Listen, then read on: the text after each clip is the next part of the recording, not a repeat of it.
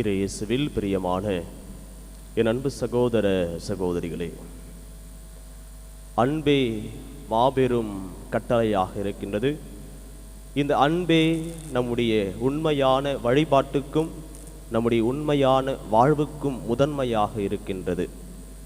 இயேசுவில் பிரியமான என் அன்பு சகோதர சகோதரிகளே, கடவுளுடைய பார்வையில் விலையேற பெற்றவர்களாக கடவுள் நம்மை படைத்திருக்கின்றார். அதிலும் குறிப்பாக அன்பு மிக்கவர்களாக, அவரை பின்பற்றக்கூடியவர்களாக, அவருடைய பணியை நாம் செய்யக்கூடியவர்களாக கடவுள் நம்மை படைத்திருக்கின்றார்.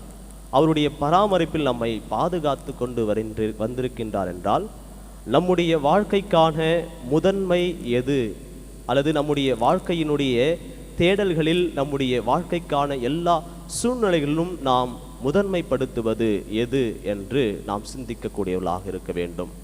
கடவுளை நாம் முதன்மைப்படுத்துகின்ற பொழுது, அதிலும் குறிப்பாக கடவுள் என்ற நிலையில் அன்பே உருவான கடவுளாக இருக்கின்றார்.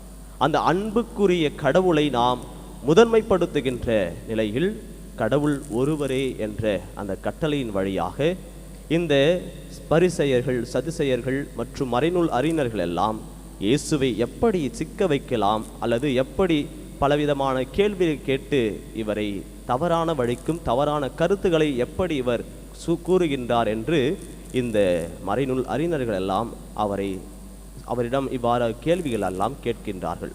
முதன்மையான கட்டளை எது என்று கேட்கப்படுகிறது.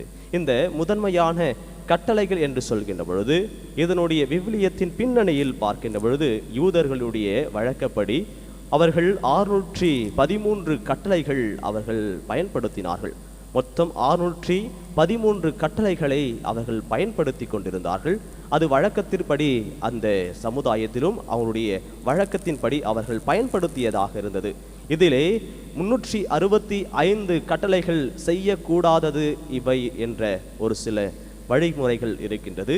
248 கட்டளைகள் இவ்வாறாக செய்ய வேண்டும், இப்படி செய்ய வேண்டும், இவ்வாறாக செய்ய வேண்டும் என்று இந்த கட்டளைகள் பிரித்து மொத்தம் 613 கட்டளையாக பிரித்து கூறப்படுகிறது.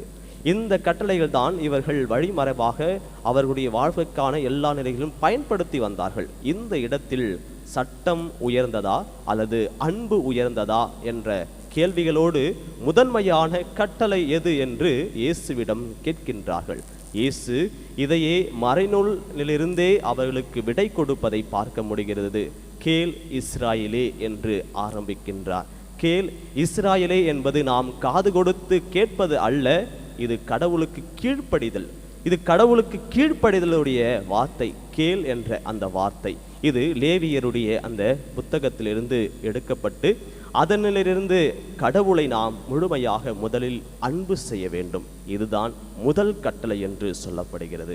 அதன் பிறகு உன் மீது நீ அன்பு கூறுவது போல உனக்கு அடுத்து இருப்பவர் மீதும் அன்பு கூறுவது இரண்டாவது கட்டளை. இந்த 2 கட்டளைகளின் மத்தியிலே இந்த உறவுகளையும் நாம் பயன்படுத்துகின்ற இந்த சமுதாய சட்டங்களும் எதை முன்னிலைப்படுத்தக்கூடியதாக இருக்கின்றது என்றால், நாம் நம்முடைய தனிப்பட்ட வாழ்க்கையிலிருந்து வெளிப்படக்கூடிய முழு இதயம் என்பது இந்த முழு அன்பை பெற்ற ஒரு மக்களாக வாழ வேண்டும். முழு இதயத்தோடு நாம் ஆண்டவரை நாம் அன்பு செய்ய வேண்டும். அந்த அன்பு செய்கின்ற அந்த முழு இதயம் நம்முடைய உணர்வுகளை கொடுக்க வேண்டும், நம்முடைய விருப்பங்களை கொடுக்கக்கூடியவர்களாக இருக்க வேண்டும்.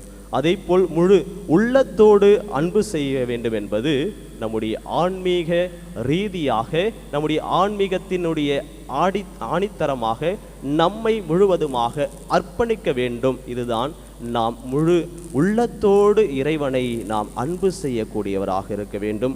அதே போல் முழு மனதோடு இறைவனை அன்பு செய்வது நம்முடைய சிந்தனைகளின் வழியாகும். நம்முடைய அறிவு தெளிவோடும் பகுத்துணர்வோடும் ஞானத்தோடும் நாம் இறைவனை முழுமையாக அன்பு செய்வது, முழு மனதோடு அன்பு செய்யக்கூடியவர்களாக நாம் இருக்க வேண்டும். அதே போல் முழு ஆற்றலோடு நாம் இறைவனை அன்பு செய்ய வேண்டும் என்றால், ஒவ்வொரு நாளும் நாம் உழைக்கின்றோம் என்றால் நம்முடைய உடலுக்கான சோர்வுகள், நம்முடைய உடலுக்கான தேவைகள், நம்முடைய உடலுக்கான நோயிலிருந்து விடுதலை, இப்படி நாம் உழைக்கின்ற பொழுது நம் உடலுக்கு பலமும் நம்முடைய உடலுக்கான ஒரு தெம்பும் ஆற்றலும் தருவது இறைவனுடைய அன்பு என்பதை நாம் புரிந்து கொள்ள வேண்டும். அந்த முழு ஆற்றலை நாம் பெற்று நம்முடைய திறமைகளின் வழியாகவும் நம்முடைய வாழ்க்கையினுடைய எல்லா விதமான அந்த உணர்வுகள் வழியாகவும் இறைவனை அன்பு செய்யக்கூடியவர்களாக இருக்க வேண்டும்.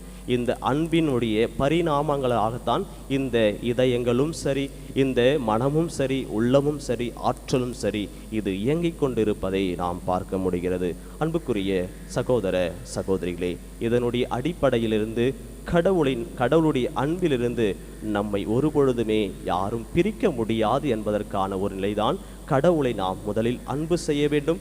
அதற்கு பிறகு நாம் நம்முடைய சகோதர சகோதரிகளை அவர்களை அன்பு செய்கின்ற பொழுது கடவுளையும் அன்பு செய்கின்றோம், அவரையும் அன்பு செய்கின்றோம் என்ற உணர்வை நாம் பார்க்க முடிகிறது.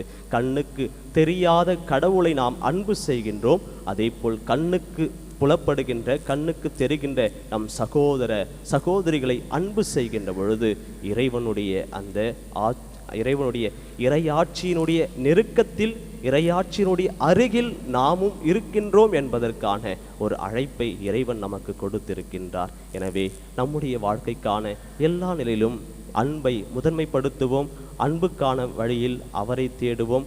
அதேபோல் அன்பினுடைய அளவு தூரத்தை நாம் புரிந்து கொண்டு நம்முடைய தனிப்பட்ட வாழ்க்கையிலும் குடும்பத்திலும் எல்லாவற்றிலும் அன்பை வெளிப்படுத்தி இறையாட்சியை கட்டி எழுப்புவோம்.